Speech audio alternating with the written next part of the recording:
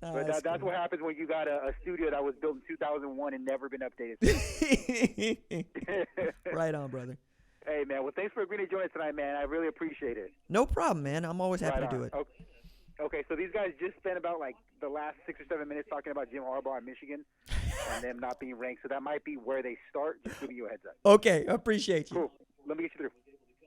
It's a one with his solo shot in the fourth inning. As far as what's going on in training camp in the NFL, the Broncos have said quarterback Drew Lock will get the start for the first preseason game, but Teddy Bridgewater will get the start for that second exhibition contest. And finally, glorified Hall of Famer and former Chicago Blackhawk goaltender Tony Esposito has passed away at 78 years old. With that, we bounce the basketball to two guys who are dominant in the post. You cannot go wrong with working it into the lane with them. It's the odd couple. It's Chris Broussard. It's Ron Parker. All right, thank you, Brian Finley. We're coming to you live from the Fox Sports Radio studios. Our next is a Fox Sports college football analyst and host of the number one ranked show on Fox Sports. I mean, that the name of the show is the number one ranked show. All right, I don't know that it's the number one ranked show, but it's called that's number one ranked impressive. That was impressive. Right. That's a podcast. You got to check it out. And this is our man, R.J. Young. What up, man? What's happening? How you? Mr. Broussard, Mr. Parker, I appreciate y'all. Look, we coming for that number one spot, so we're speaking it into existence. Y'all understand me? I was about to say, that's a heck of a name. That's putting a lot of pressure on yourself. Yes, no doubt. But I'm here for it. I'm here for it. All right. You know, Chris and I were just talking about Jim Harbaugh in Michigan. Let's just start there real quick. I think his tenure there has been a total failure. Chris, thinks that he's gotten the program up off its knees. It was even worse shape, but they didn't bring him on the national scene again. Yeah. But RJ, they didn't bring him there and pay him all that money for them not to win a Big Ten title, to be 0-5 against Ohio State, to lose embarrassing home games to Michigan State, and not to be even in the conversation for a national championship playoff. What's your assessment of what Harbaugh's done in the 6 years at Michigan? I think you're both right. And let me unpack that for just a second. Outside of losing to Ohio State, which is the roadblock to playing in a Big Ten championship game, Jim Harbaugh has had an outstanding stint at Michigan so far, especially when you take into account who his predecessor was, right? Brady Hoke, and then Rich Rod, right, after Lloyd Carr. So take that into account, but also you're going off of last year, and if you're going off of last year, there's a lot that we are willing to forgive, but not a lot that we're willing to forgive in Ann Arbor. It was not a great year, so much so that there was talk about him resigning, taking another job, or whether or not Ward Manuel was going to have him back. And what I thought was really great is Ward got a great deal for the University of Michigan, which is to say that Harbaugh's contract is structured in such a way that if they don't win, he don't get paid. And I think that frees everybody up, right? As the university, you get to say, look, we still like him. He's done a lot for us in the past, and we're getting him at something like a discount going forward. For Harbaugh, you get to say, see, I want to be here. I want to win. I want to beat Ohio State. I want to win a Big Ten championship and play for national championships. I think that he's set up to be able to do that next couple of years. But first, he's got to figure out who that quarterback is, and then he's got to get that quarterback to produce, because the thing about Michigan that people forget is they put dudes into the NFL on the regular. They just don't do it at quarterback, And I think he's got guys both on that staff and on that roster that foot the bill that other people want, that they can go win with. It's about being in what I think is the second toughest division in all of college football in the Big Ten East. And, of course, Ohio State runs that conference, and you cannot talk about Michigan without bringing up a record against Ohio State. So that said, he beats Ohio State. Y'all are talking a little bit differently about him come December. Well, I look, as Rob said, we disagree. But I think outstanding is a little high. Yeah, I do even if too. you take Ohio State. Outstanding. They're 1-4 in bowl games, and they've lost the last 4. They don't beat ranked opponents. Yeah, they've lost to Michigan State, right. And so it's not just Ohio State that's beating them. I'm with you on putting them back on the national map and all that. But let me ask you this. So 2-4 last year, I don't know, maybe COVID had a lot to do with that. Maybe that was an aberration. what do you see in the preseason? They weren't in the top 25 preseason poll. They got other schools in the top 25 we didn't even know played Right. football. Like, what do you see? I mean, what is your Wow for that. Was that an aberration last year? Do you see them bouncing back this year and having a good season, or what? So, what's a good season, I guess, is the answer to that Like, question. a good season is like in contention for the freaking Big Ten championship. I mean, keeping it real. Nah, They man, haven't even not this year, dog. Not this year, because you. Well, I mean, this is 6th year. You know what I'm saying? Like,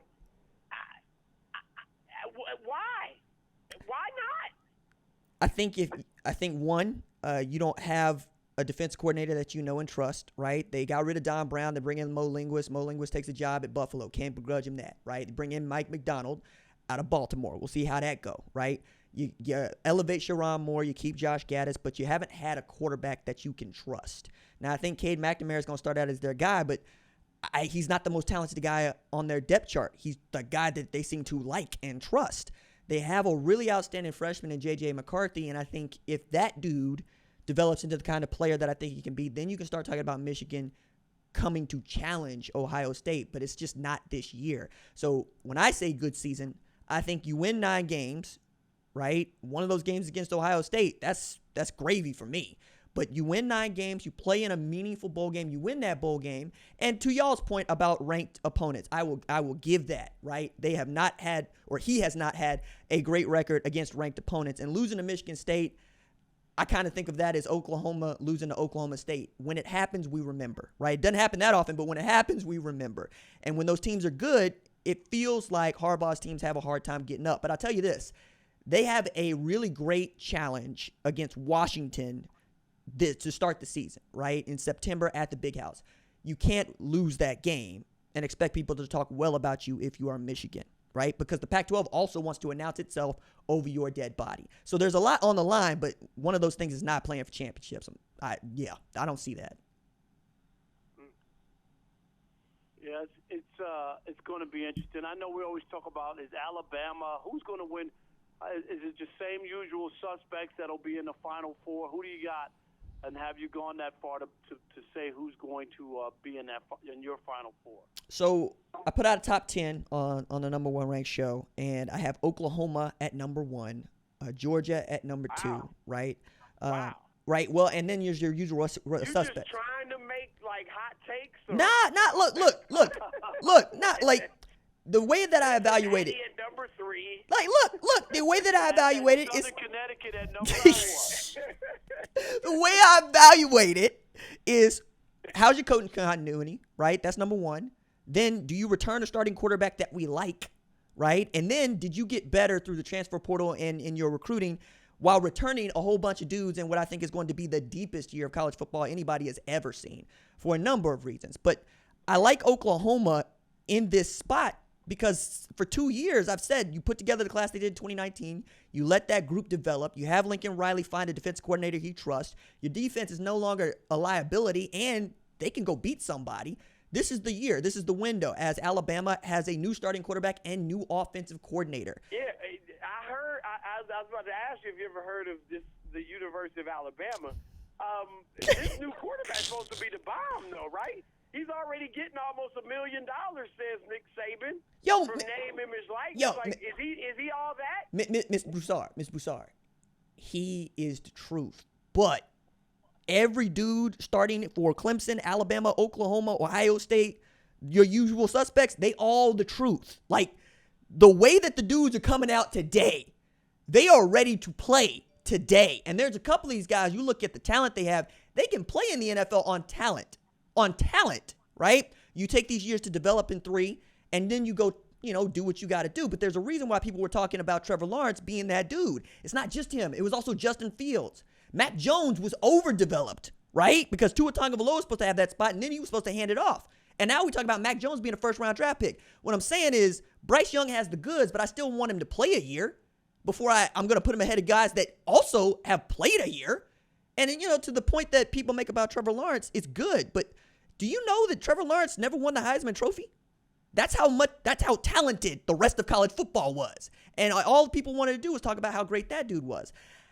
I think you're going to find out a lot when Georgia plays Clemson, right? You're going to find out a lot when Ohio State plays Oregon. And Alabama really isn't going to get tested, I think, until Texas A&M, and they're going to be breaking in a new quarterback. So I got Alabama making the playoff because everybody's got Alabama making the playoff until they prove they're no longer playoff viable. That's how good Nick Saban has been. And one other aspect of this I feel remiss I need to bring up to you guys. Bobby Bowden passed, right? So we're doing these Bobby Bowden retrospectives. That man did not he won at least 10 games from 1987 to 2000. Nick Saban has a chance to tie that this year. That is how dominant Bobby Bowden was and how dominant Nick Saban has been. All right, RJ, great stuff, man. We appreciate it. Yes, we'll get you on throughout the season. That's Fox Sports college football analyst. Check him out on the #1 ranked show. Again, it's not really that, but that's the title. The #1 ranked show. Let people think that. Let people think that. Okay, I appreciate Mr. Broussard, Mr. Parker. Thank you.